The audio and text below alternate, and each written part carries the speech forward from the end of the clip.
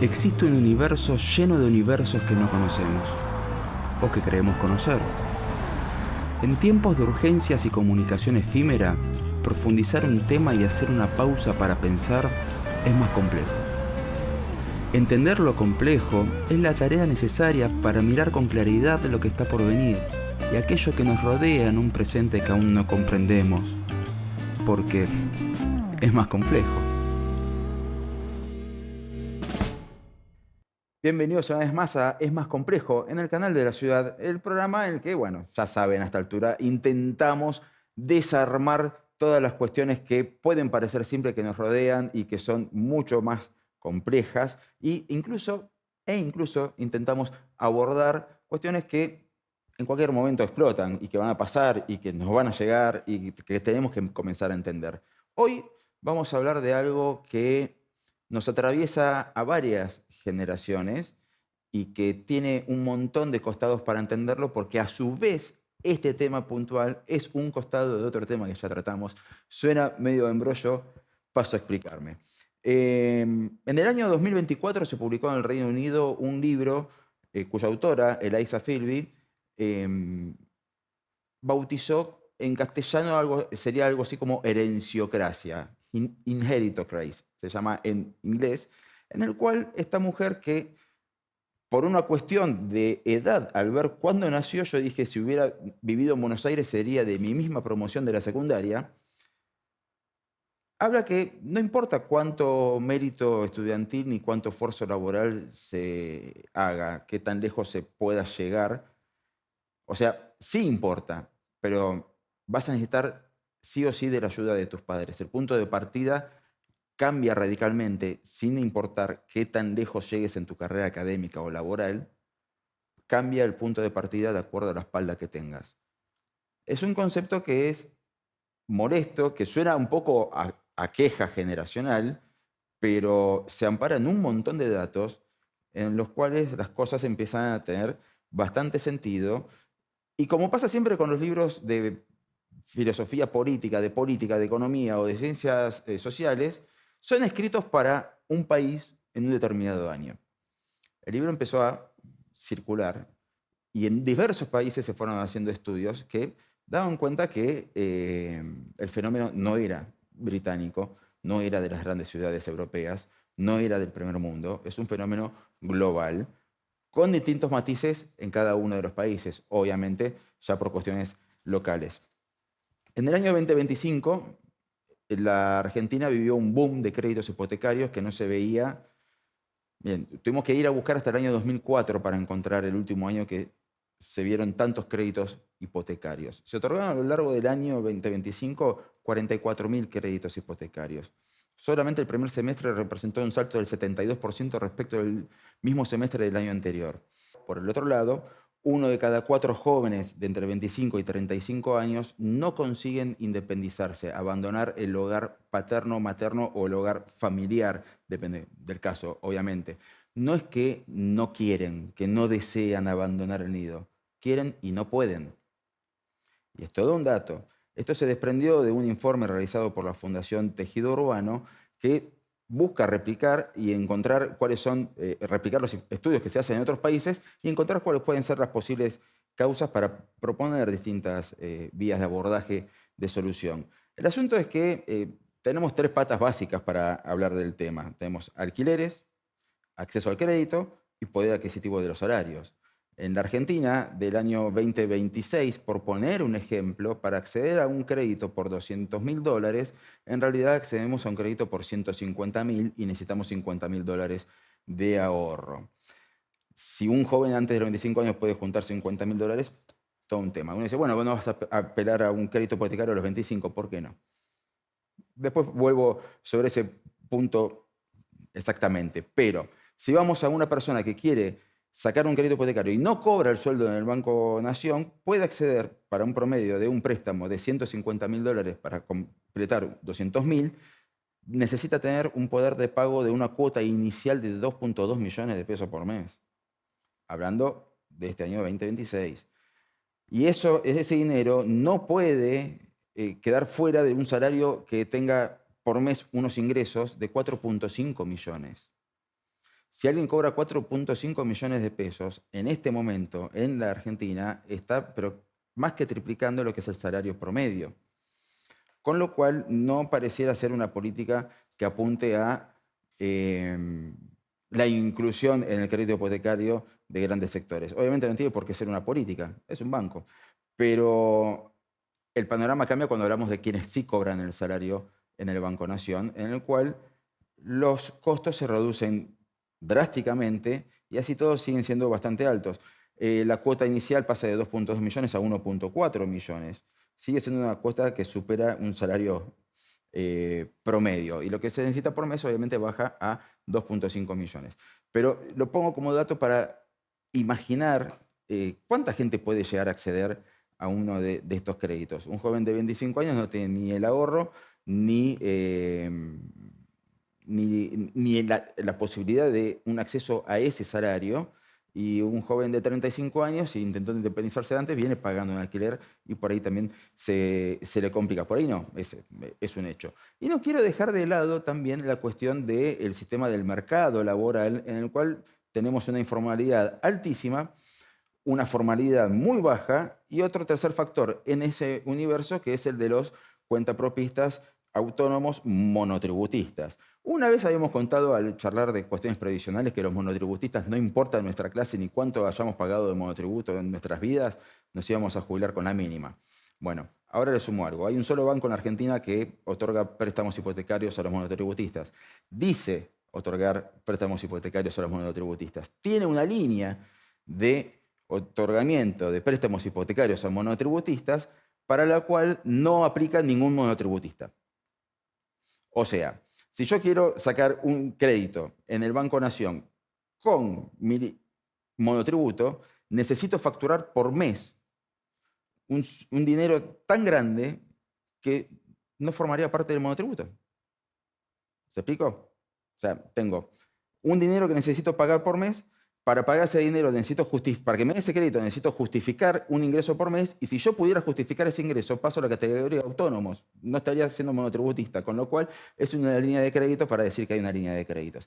Pero así todo lo tienen, el resto de los bancos no existe. Pero no solamente es una cuestión de créditos. Si nos vamos al mundo de los alquileres, también podemos sentirnos identificados entre varios sobre lo que cuesta ingresar a un alquiler. No es solamente tener el dinero para pagar un alquiler, que ya de por sí es bastante alto. Es lo que se necesita para ingresar. No es lo mismo tener un pariente que nos pueda salir de garantes con un título de propiedad que tener que buscar una caución por nuestros propios medios.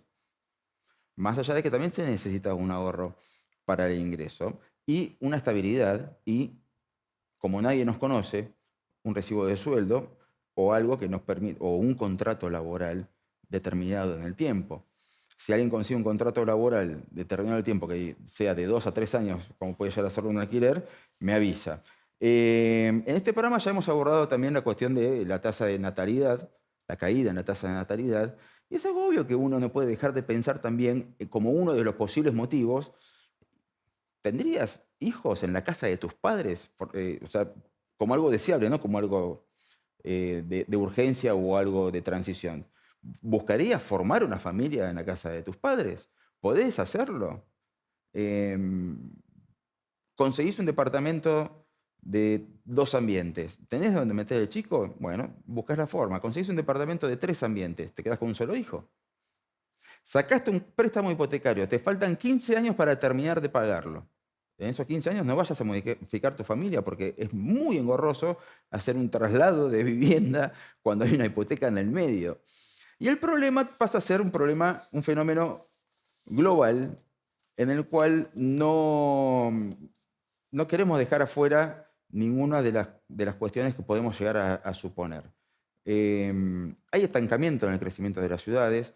La ciudad de Buenos Aires tiene más o menos alrededor de entre 2,8, 2,9, 3 millones, dependiendo del censo. Siempre sube, baja, pero se mueve alrededor de ese número. Y sin embargo, hay construcción y se siguen viendo casas que se vienen abajo para levantar edificios, donde antes había un lugar para una familia, ahora hay un lugar para un montón de personas que por ahí si las sumamos a todas juntas nos dan como 2 o 3 familias. No sé, porque hay mucho monoambiente, muchos dos ambientes, y hay una motorización de evidentemente hay un mercado que busca esas unidades.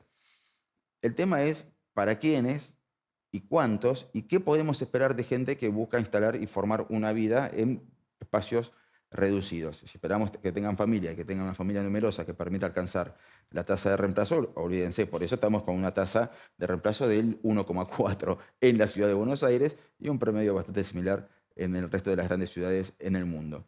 Y cuando digo mundo, me refiero a que no es un problema local, tampoco es un problema del Reino Unido. Hay una cuestión que empieza a afectar también a países como México. México tiene una economía muchísimo más grande que la nuestra. Más allá de los problemas y de los problemas criminales con los cuales estamos referenciados, es un país grande, de una economía grande, de una cantidad de habitantes inmensa y en el que encontramos un poco de humor sobre este tema que particularmente nos sorprendió. Fíjense.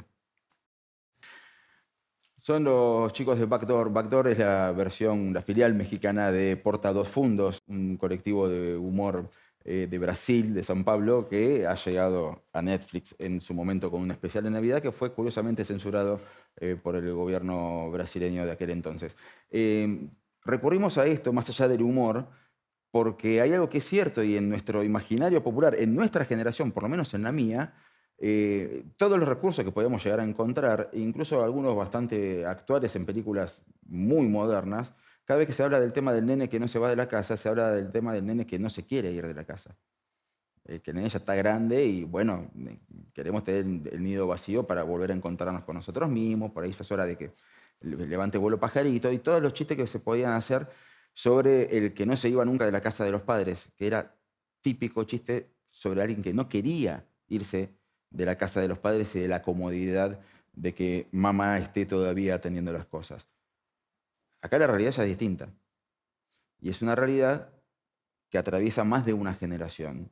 Y por decantación afecta a las generaciones anteriores también, porque ¿qué padre no quiere que a su hijo le vaya bien?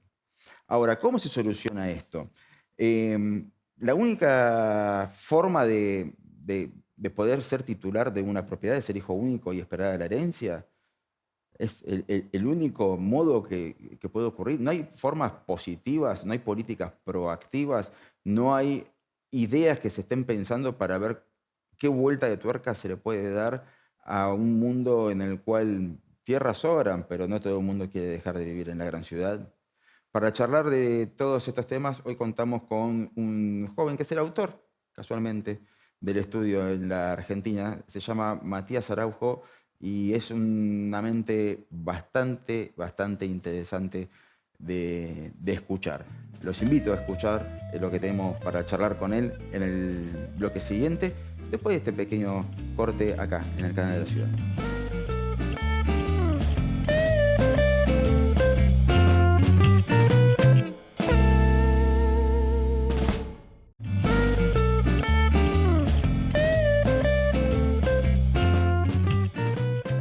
Muy bien, y seguimos en Es Más Complejo acá en el canal de la ciudad. Y ya le doy la bienvenida a nuestro invitado del día. Él es Matías Araujo. ¿Cómo estás, Matías? Hola, ¿todo bien? Y te vamos a presentar con toda la formalidad del caso para saber con quién estamos hablando. Matías Araujo es licenciado en Ciencias Sociales con orientación en Economía y Política por la Universidad Torcuato Di Tella. Es investigador de la Fundación Tejido Urbano y es autor del libro Nación Inquilina. Por ahora, porque no vamos a tirar su edad, pero me da un poco de envidia de juventud. Matías, he leído tus informes, es un poco preocupante verlo en letra de lo que se percibe en el día a día por ahí. ¿Qué es lo que está pasando con esta generación de personas entre 25 y 35 años que no pueden, aunque quisieran, irse del hogar de sus padres? Bien, ahí lo que nosotros hacemos desde la Fundación es un relevamiento de la encuesta permanente de hogares, ¿sí? Entonces, empezamos a ver que en los últimos 10 años la tasa de emancipación, es decir, de los chicos que se van de la casa de los padres, no hablamos de independencia, hablamos de poder irse de la casa de los padres, ha estado bastante estable, entre 1,8 millones y 2 millones, que estamos hablando alrededor del 4 de cada 10 de los jóvenes a nivel nacional, entre 25 y 35 años. Y haciendo este corte, nosotros lo que analizábamos era, si bien tenés variaciones a nivel país, vos lo que tenías son tres grandes tendencias que marcaban por qué quizás esto estaba ocurriendo y por qué nosotros nos deteníamos a poder entenderlo. La primera tenía que ver con cómo estaba la calidad y la cantidad de los ingresos de los jóvenes y cómo era el acceso al mercado de trabajo en relación también a cómo se vincula con el mercado de alquiler. En segundo lugar, tiene que ver con la prolongación de la vida universitaria y en tercer lugar, con la postergación del proyecto familiar. Prolongación de carrera universitaria quiere decir que tenemos otro dato para tener en cuenta y es que cada vez se tarda más en recibirse. Sí, eso también tiene que ver con calidad y cantidad de ingresos, porque vos fíjate, vamos a poner por el típico caso de estudiante de medicina, que es como el que más Sí. conocemos y el estereotipo está muy marcado. El estereotipo del que no duerme, el que está... Claro, el que está dedicación exclusiva, que esa es la Sí. magia del de medicina. Vos para recibirte en medicina son 6 años, dedicación exclusiva, más 2 años de residencia, y por lo tanto, vos arrancaste a los 18, estás terminando aproximadamente a los 26, 27 años. Ahora, si vos tuviste que colaborar con ingresos en tu casa, trabajar un poco o poder desviar un poco la atención de la carrera, eso lleva a que vos te recibas a los 30, 31. Y ahí lo más importante de poder entender de qué está pasando en ese sentido es, che, si un joven que va a acceder al mercado de trabajo recién para tener un ingreso estable, para acceder al mercado de alquiler de un salario digno, recién a los 30 años, estamos retrasando la historia de vida básicamente de los jóvenes. Nosotros hicimos, por ejemplo, una comparativa respecto a cómo era, por ejemplo, en 2003 la evolución del alquiler y cómo era con respecto a 2023, tomando como 20 años. Y nosotros veíamos que, por ejemplo, la tendencia definitiva de cuando un joven se iba de la casa arrancaba en el 2003 entre los 24 y los 25 años.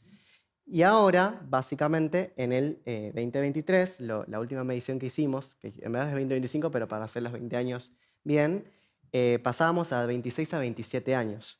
Entonces, nos retrasamos 2 años. El mercado de trabajo está retrasado 10 años. O sea, hay una cuestión de fondo en el cual los jóvenes hoy no tienen incentivos tampoco para poder irse de la casa de los padres. Hay un libro que, bueno, lo comentamos fuera de cámara y que ya me avisaste que hay distintas posturas, que en castellano sería Herenciocracia de Liza Philby, que plantea un poco que en realidad buena medida de lo que puedas hacer de tu vida depende de la espalda de tus padres. ¿Qué tanto hay de eso? Y si nos querés explicar también el lado B o la contracorriente, ¿qué tanto hay de eso en la posibilidad de independizarse? ¿Es necesario? O sea, yo puedo hacer una pregunta retórica porque soy inquilino, pero ¿qué tanto importa la espalda de tus padres a la hora de poder independizarte de tus padres? Bien, de hecho, nosotros lo que hicimos fue, para el caso de la Ciudad de Buenos Aires puntualmente, fue un estudio econométrico en el cual evaluamos, che, ¿cómo es la espalda que tienen los jóvenes para también poder irse? Porque podemos hablar de ingresos, podemos hablar de hitos educativos, hitos vitales, cuándo se casan, cuándo deciden tener familia, pero hay un punto vital que es dónde nacieron y quiénes son sus padres, básicamente. Y en ese sentido nosotros identificamos, por ejemplo, la diferencia entre el centro y sur de la Ciudad de Buenos Aires con respecto al norte. Si vos, por ejemplo, universitario completo, 40 horas, soltero, o sea, lo promedio, pero vivías en el centro y sur de la ciudad, eso te daba una probabilidad de emancipación, es decir, que vos, con todas esas condiciones, del 75%. Mientras que si vos vivías en zona norte, hablaba del 90%. Y cuando nosotros tratamos de recoger, bueno, ¿qué está pasando en los chicos que nacen en Recoleta, Belgrano, Palermo, versus lo que por ahí nacen en Flores, Almagro, Caballito, Lugano, Mataderos, toda la zona sur de la Ciudad de Buenos Aires?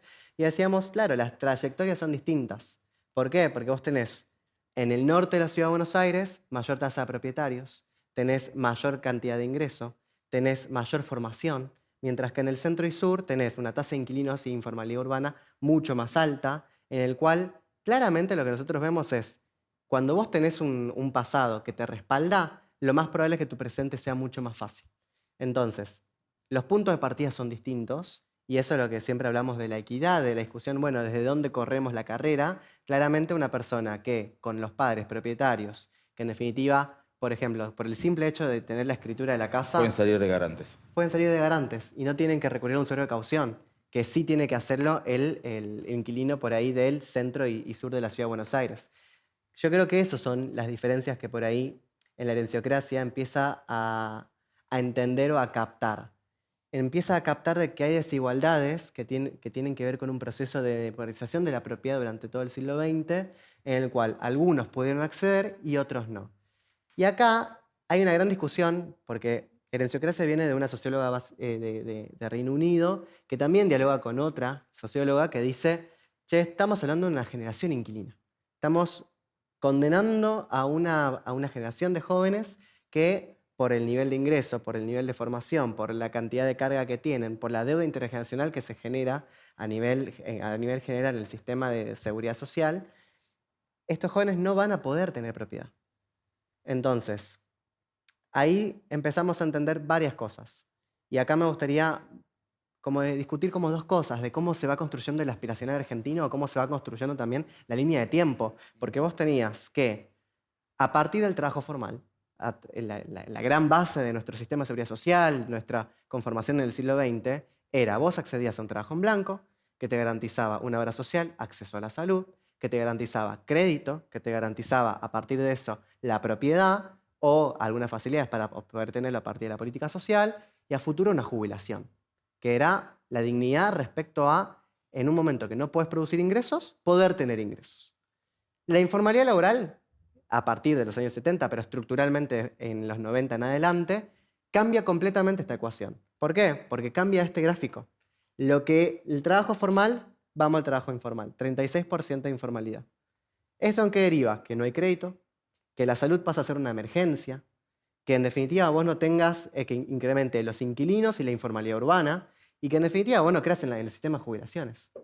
Entonces, ¿cuál es el camino que estamos recorriendo? ¿Cuál es el camino o incentivos o valores que está persiguiendo toda una sociedad respecto hacia dónde va? Claro, si quisieras revertirlo, ¿por dónde comenzás? Y Me básicamente parece que es una repensando la seguridad social. ¿Por qué? Porque está la discusión, por ejemplo, ¿de dónde sale nuestro estado de bienestar?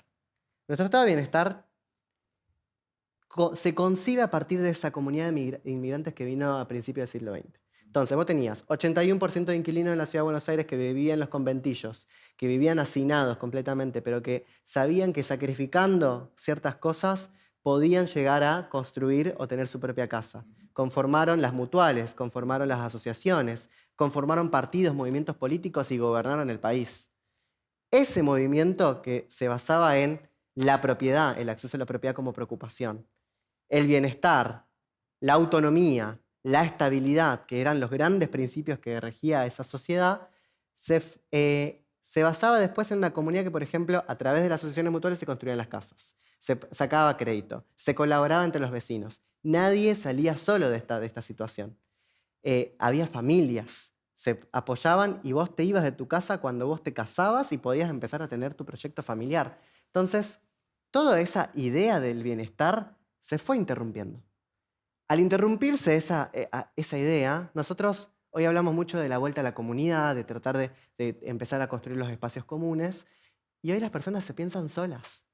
Entonces, otro dato, jóvenes, 2003. 2003, los jóvenes en la Ciudad de Buenos Aires se iban 30% hogares unipersonales, es decir, se iban solos de la casa de los padres, un 22% se iba en pareja y un 20% se iba en familia. Esa ecuación, después había un cúmulo de otras cosas, pero esta era la gran ecuación. Y hoy en día, en 2025, 46% se van solos, 12% en parejas y 8% en familias. Acá lo que perdió fue la familia, acá se postergó el proyecto familiar y por lo tanto vos estás frente al mundo, o sea, vos con un solo salario te enfrentás al alquiler. O sea, que es como una situación de, che, tengo el desafío de poder alquilar, cuando antes eran 2 salarios. Eran 2 salarios que sopesaban y empezaban a construir un proyecto de vida. Y en una ciudad que también fue cambiando, que fue elevando el precio de metro cuadrado, que fue elevando el costo de la construcción, que hace un poco más imposible la cuestión de la autoconstrucción respecto al conurbano. Antes vos tenías que te podías construir o comprar un terrenito Y construir cuando pudieras. cuando quieras, en un lote barato y a partir de vos con tus tiempos y manejando tu propia economía, tu propio presupuesto, vas accediendo a esa vivienda. Y hoy en día no tenés esa posibilidad, o al menos se hace muy difícil poder hacerlo, al menos en la área metropolitana. Y en el resto del país es como que hay algunas situaciones en las cuales sí se puede y en otras que no. ¿Cuál sería la contraparte de esto? Vos me habías adelantado que no todos estaban muy de acuerdo con la teoría de la herenciocracia. Como que hay un lado B. ¿Cuál sería? Es esta de la generación inquilina. La generación inquilina que tiene que ver con... eh, me voy con la otra historia, la otra historia aspiracional de Argentina. Vos tenías que supuestamente terminabas a los 23, 24 años de la facultad, accedías a un trabajo, de los 25 a los 35 era tu pico de ingresos. Vos la rompías, ahí podías trabajar un montón, tenías la energía, podías tener hijos, o sea, era como el mejor de los casos. A partir de eso generas tu ahorro, y a partir de ese ahorro, a los 35 accedías al crédito hipotecario. Y ese salto hacia el crédito hipotecario o poder comprarte el terreno y empezar a construir lentamente, generaba esa oportunidad o esa traslación respecto a cómo accedíamos a nuestra vivienda. Eso, imagínate que en la Argentina del 2001 en adelante, el crédito hipotecario no estuvo. Los ingresos cayeron, los jóvenes trabajaban un montón y estaban en su pico de rating, pero el pico de rating no les generaba la plata que les tenía que generar. Y lo que terminó pasando es que esos de 35 que tenían que saltar hacia la propiedad, no saltaron. Se conservaron en el mercado de alquiler.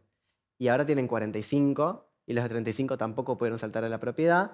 Y los de 25 llegan a un mercado que está totalmente tensionado y que dicen, o accedo o me quedo en la casa de los padres. Entonces, por los dos lados, tanto por el camino de la herenciocracia, que es, en definitiva, poder repensar qué pasó con la seguridad social y cómo es la democratización de la propiedad, y por el otro lado, que tiene que ver con cómo yo tengo un mercado de alquiler que va tensionando a partir del stock que se genera, que no es el stock ya de viviendas, sino también de personas que no acceden a la propiedad y por lo tanto no liberan ese parque habitacional, termina pasando que la tensión respecto a la generación que viene es muy grande. Y eso se traduce en precios, se traduce en la confianza, y ahí está el componente argentino, porque el mundo fue a discutir la cuestión de los ingresos. El mundo está diciendo, che, hoy la cantidad de ingresos que ganan los jóvenes no son suficientes para afrontar esto, o para poder conseguir la propiedad futura. Y en Argentina se nos suma la cuestión de la confianza. ¿Por qué? Porque que exista el seguro de caución, o que sea caro muchas veces acceder a un alquiler, hoy estamos hablando de 2 millones de pesos en el mejor de los casos, en el mínimo, vos decís, che, ¿cómo abarato esto? Abarato cuando hay confianza.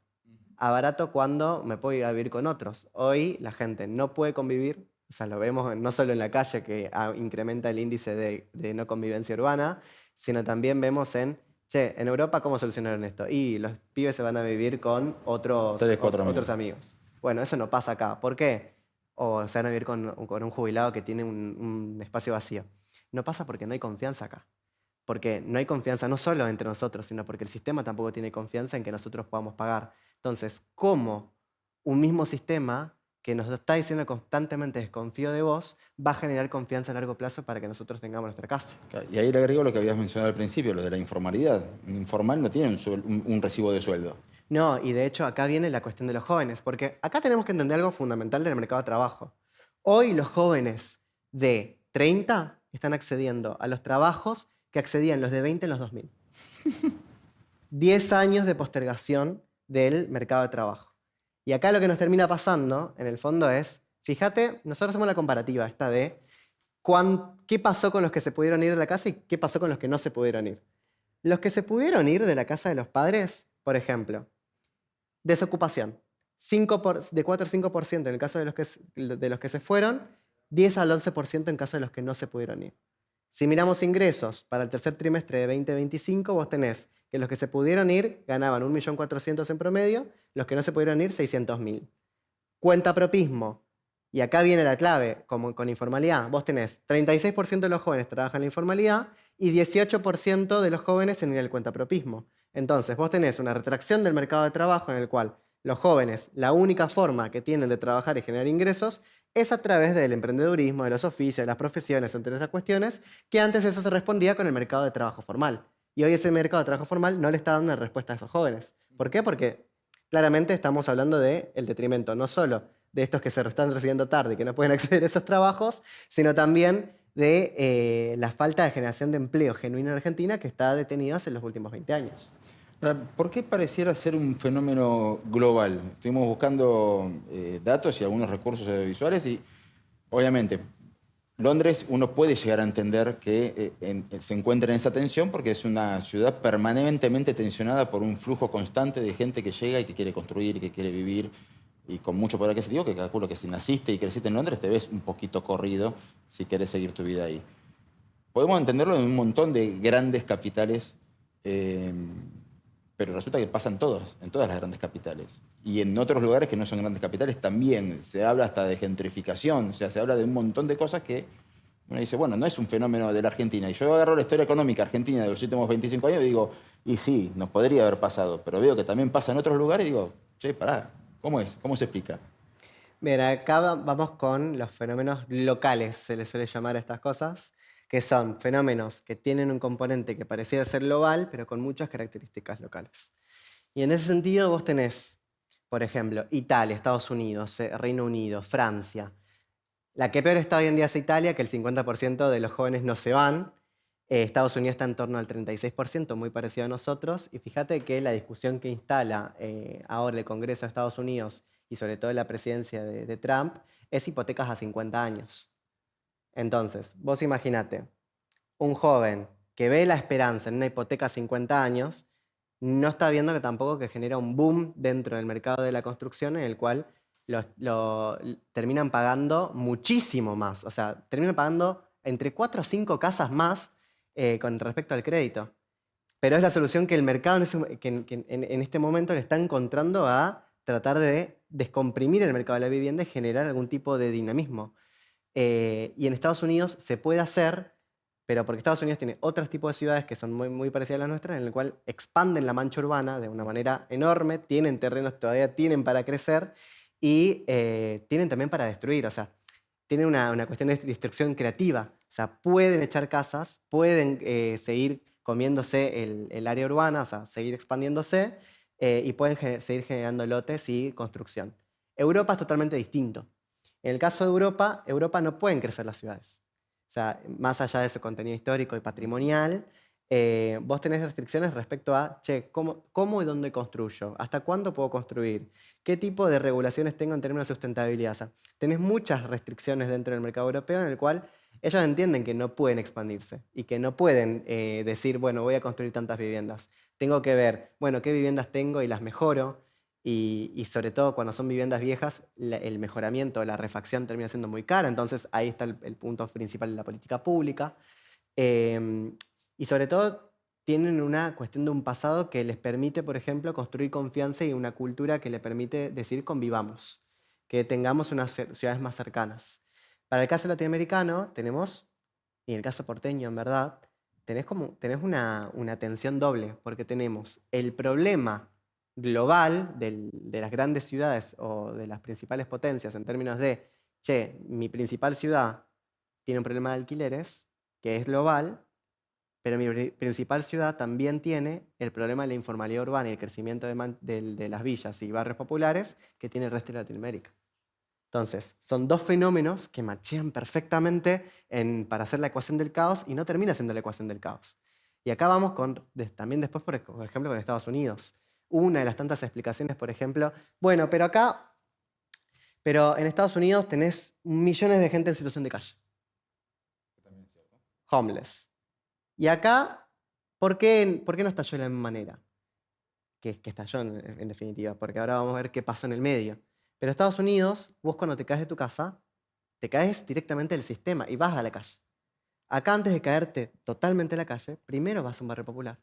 O sea, el barrio popular termina siendo como ese colchón de contención social y cuando empieza a crecer la persona en situación de calle, en términos de no contención, de que realmente el sistema se rompió habitacionalmente, es porque ni siquiera la villa está pudiendo absorber esa demanda habitacional. Entonces, si nosotros no entendemos que cuando vemos más gente en situación de calle es porque ya explotó la villa, es porque claramente estamos ante una doble tensión, una tensión en la cual nos lleva a discutir pobres contra pobres, porque la clase media está empobrecida y porque los pobres no pudieron acceder a la propiedad y no pudieron generar los medios suficientes como para poder salir adelante. Y eso nos lleva a que se empiecen a discutir dos sectores de la sociedad que comparten un empobrecimiento similar. Entonces, en vez de empezar a discutir ingresos, de acceso a la propiedad, qué tipo de políticas públicas generamos para poder revertir esta situación, lo único que hacemos es enfrentar a dos sectores que están buscando exactamente lo mismo, que es un poquito mejor de calidad de vida o un poquito más de estabilidad. ¿Qué se hace? ¿Hay modelos que uno diga, che, esto puede ser que esté funcionando, prestemos atención? Hay varias discusiones en el mundo, por ejemplo, Escocia es uno de los principales lugares o Reino Unido, donde están implementando estos laboratorios de política pública para ver de qué manera se generan instrumentos que van de lo territorial, pero también de la modificación de la seguridad social. Y en ese sentido vos tenés, si lo pensamos en el caso argentino, el problema de la formalidad es un problema de la seguridad social. Entonces, ¿qué incentivos tenemos hoy para que los jóvenes o que para las nuevas generaciones se vuelquen al sistema formal y que no decidan trabajar en negro, no hacer el monotributo? O sea, vemos como el monotributo hoy no sirve para nada. O sea, hoy tener monotributo significa tener una obra social que no te responde, tener que pagar cosas que la verdad me descuentan de mi salario y me terminan generando una carga. Pagar un impuesto por trabajar, básicamente. Exacto. Entonces, si yo al monotributo le doy otro sentido, en el cual, por ejemplo, sirva como un seguro o que sirva para un fondo para el cual si yo quiero sacar un seguro de caución, me sirva mi mismo fondo creado acá con mi propio monotributo, bueno, yo voy a poder alquilar más fácilmente si ese fondo existe, o si en los últimos 20 años yo estuve en el monotributo aportando y puedo aportar un poco más a ese fondo, poder tener el adelanto de capital que necesita para un crédito hipotecario y poder volcarlo ahí. Entonces, vos tenés reformas dentro de la seguridad social que lo que se tiene que discutir es, che, ¿qué incentivos nosotros tenemos para ser formales? Para poder seguir volcando plata a un sistema y que este sistema sea beneficioso para las personas que están dentro del sistema. No para el Estado, qué sé yo, las castas dentro del Estado, sino que realmente estemos hablando de personas comprometidas nuevamente con ese sistema intergeneracional, porque la jubilación era eso. Los jóvenes entendían que cuando los viejos llegaban a cierta edad, tenían que cuidarlos. Tenían que soportar la carga familiar, entre muchas otras cosas. Entonces, ¿cómo se resolvió eso? Con una generación comprometida a que si eso ya pasaba, por lo menos hacer un sistema de ahorro que guardara una guita para que ese jubilado tenga la mayor autonomía posible. Bueno, exactamente tenemos que repensar ese pacto generacional de vuelta hoy. Y en definitiva, ahí tenés el otro componente, porque hablamos de la seguridad social, pero la seguridad social es una cuestión nacional, qué sé yo, podemos empezar a discutir como el macro de empezar a pensar este país. Ahora, si pensamos en la Ciudad de Buenos Aires, muchas veces nosotros tenemos ya las herramientas para poder pensarla, y hoy tenemos, fíjate esto, crédito del Banco Ciudad con 7,5, con una tasa, un subsidio del 2%, que salió el Banco Ciudad a buscar una obligación no negociable. Fue al mercado a decir, che, préstenme plata para darle casas a la gente. Y termina siendo con subsidio igual la tasa que un privado. Entonces, y con esa plata, que fueron 97 millones, si no me acuerdo, que consiguieron para poder prestarlo, alcanzamos como un máximo de 1.500 créditos. Si nosotros nos fijamos, plusvalía urbana que va al Fondo de Desarrollo Urbano Sustentable. Cuando un desarrollador construye y se le cobra ese impuesto, ¿por qué no puede ser ese impuesto, ese fondo que hoy está bastante quieto, una forma de también financiar este adelanto de capital que mucha clase media que puede pagarlo no puede? Adelantamos el capital y generamos una alternativa para que la gente pueda acceder. ¿Qué se hace con ese impuesto ahora? Con ese impuesto hoy se hace, por ejemplo, se está haciendo la remodelación de Avenida Los Corrales, o sea, inversión de espacio público. En un momento se hizo una escuela y después se hicieron algunas obras específicas en barrios populares, más algún que otro centro de salud y los nuevos edificios en Parque Olímpico. Pero hoy ese fondo lo tenemos que repensar, porque ¿qué era lo virtuoso de ese fondo? Porque el plusvalía urbana, el derecho al desarrollo urbano sustentable, tenía que ver con, bueno, por fuera de la planificación de la ciudad, por fuera de lo que ya el Ejecutivo, la legislatura pensaban que debía ir la ciudad, bueno, se genera un fondo extra para poder invertir en otras cosas.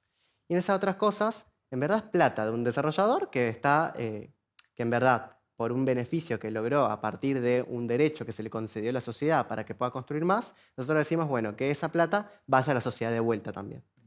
Y esa plata, que es de la sociedad, que es de nosotros, lo que nosotros tenemos que replantear es, bueno, va hacia el espacio público, va hacia las escuelas, va hacia la vivienda, y teniendo en cuenta que es desarrollo urbano sustentable, lo más lógico sería que sirva para que las personas puedan acceder a más vivienda. Entonces, encima, el desarrollador quiere que haya más crédito hipotecario y quiere que haya más demanda Obviamente de sí. cosas, lo necesita. Entonces, fíjate lo virtuoso que sería que el desarrollador sepa que ese fondo que él está pagando a través del pago del derecho va a terminar retribuyendo en un nuevo cliente para él. O sea, eso es lo virtuoso que tenemos que volver a discutir en términos de cómo recaudamos nuestros impuestos, cómo nosotros hacemos efectivos los derechos que están consagrados dentro de tantas leyes dentro de la Ciudad de Buenos Aires y a nivel también nacional, y que en definitiva, por una cuestión burocrática del Estado y poco entendimiento de las políticas públicas, terminamos desvirtuando un poco cuál es el objetivo de esa política.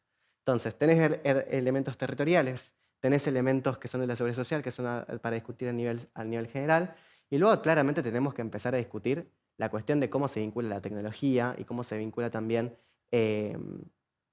los diferentes, el sector privado, a articular entre sí para poder dar soluciones, por ejemplo, a innovar en materia legal. Che, si el sector privado hoy nos está pidiendo cómo innovamos en materia de fideicomisos, cómo innovamos en materia de derechos reales de superficie, que podría llegar a ser una alternativa o un mercado para poder generar un menor costo de vivienda, claramente ahí vamos a tener un problemón porque no se está innovando en herramientas legales que permiten avanzar. Como también el costo de la construcción. El costo de la construcción aumenta, pero nadie le discute al constructor los precios de los materiales. Entonces, nosotros también queremos decirle al constructor, bueno, che, sentémonos juntos, ya que no, tenemos las cámaras, tenemos una cantidad de lugares para poder discutir, y digamos, bueno, ¿qué necesitamos hacer con el privado, con el tercer sector, con el sector público, para que la Argentina tenga cierta provisión de materiales que sea un poco más barata? Hoy algunas provincias están encarando esa discusión. Lo que más surge es que los grandes centros urbanos puedan estar en el centro de esa discusión, y sobre todo porque vos también necesitas, fíjate, y te tiro un dato que es todo lo inverso a esto. El área metropolitana era el principal polo de atracción de migración interna en el país, históricamente. 2002 a 2022 perdió 200.000 personas, que solo fue compensada por la migración internacional, específicamente de migrantes de Venezuela, que fue una migración extraordinaria y hiper concreta. Ahora, ¿qué le está pasando a la Ciudad de Buenos Aires y al área metropolitana que expulsa gente?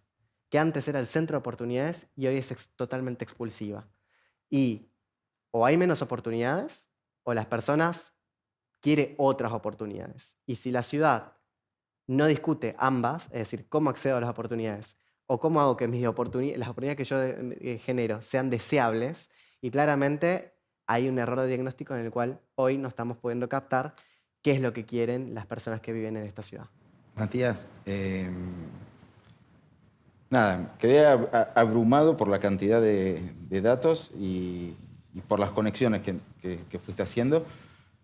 Da para largo, da para charlar mucho más tiempo de lo que hemos charlado hoy, pero nos hemos quedado sin tiempo. O sea, estoy así porque me quedaron varias preguntas en el tintero. Bueno, puede haber una segunda vez tranquilamente.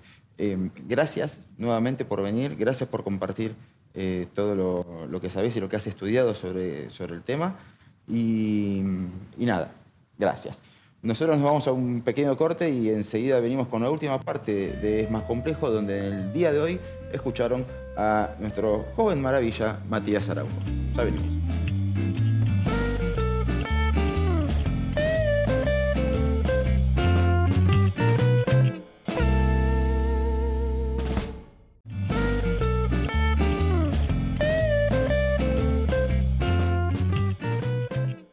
Hay una cuestión generacional que podríamos abordar en otro programa, en varios programas directamente, que tiene que ver con un cambio producido en un puente. O sea, cuando termina una generación y empieza otra, es fácil analizarlo cuando transcurrió el tiempo. En el momento es muy difícil decir, che, a partir de ahora todos estos chicos forman parte de esta generación.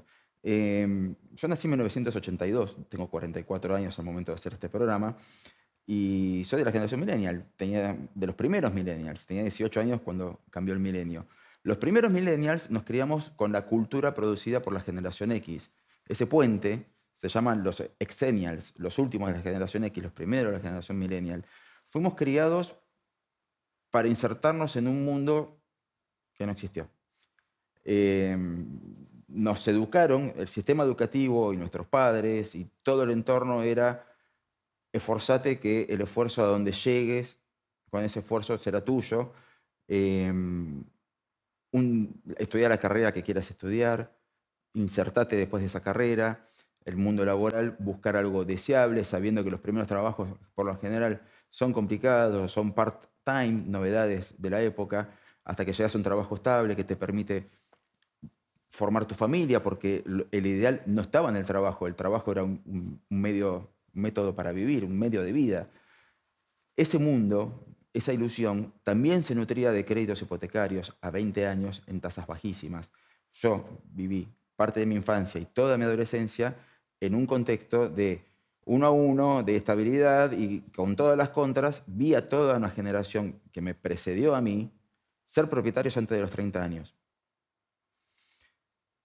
Yo cumplí 19 años en el 2001 y no hablo de mi caso personal, hablo de toda una generación, porque el crédito hipotecario se rompió y nunca más volvió. Yo comencé este programa hablando del boom de los créditos hipotecarios del año 2025, de los 44.000 créditos hipotecarios del año 2025. Fíjense lo que será la Argentina, que para encontrar un número similar hay que retrotraernos al año 2004. Ok, 2004 post-2001.